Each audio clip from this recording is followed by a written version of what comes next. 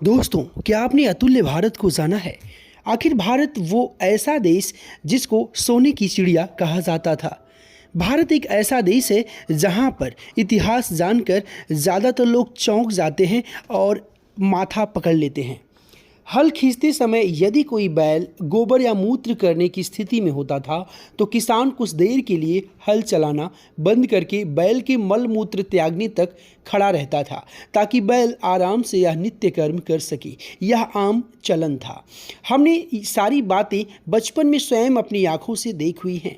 जीवों के प्रति यदि गहरी संवेदना उन महान पुरखों में जन्मजात होती थी जिन्हें आजकल हम अशिक्षित कहते हैं। यह सब अभी 25 से 30 वर्ष पूर्व तक होता रहा।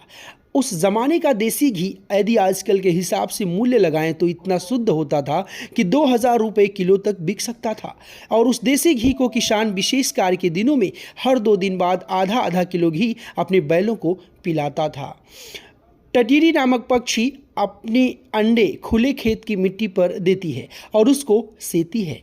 हल चलाते समय यदि सामने कहीं कोई टटीरी चिल्लाती मिलती थी तो किसान इशारा समझ जाता था और उस अंडे वाली जगह को बिना हल जोते खाली छोड़ देता था। उस जमाने में आधुनिक शिक्षा नहीं थी, सब आस्तिक थे। दोपहर को किसान जब आराम करने का समय होता था तो सबसे पहले बैलों को पानी पिलाकर चारा डालता और फिर खुद भोजन करता था। यह एक सामान्य नियम था। यह एक भारत था जिसको सोने की चिड़िया कहा जाता था। इतना ही नहीं दोस्तों, बैल जब बूढ़ा हो जाता था तो उसे कसाईयों को बेचना शर्मनाक सामाजिक अपराध की श्रेणी में आता था।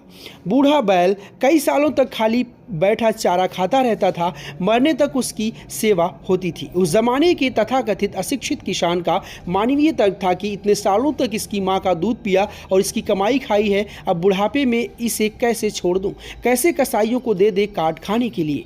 जब बैल मर जाता तो किसान फफा कर रोता था और उन भरी दोपहरियों को याद करता था जब उसका वफादार मित्र हर कष्ट में उसके साथ होता था। माता पिता को रोता देख किसान के बच्चे भी अपने बूढ़े बैल की मौत रोने लगते थे।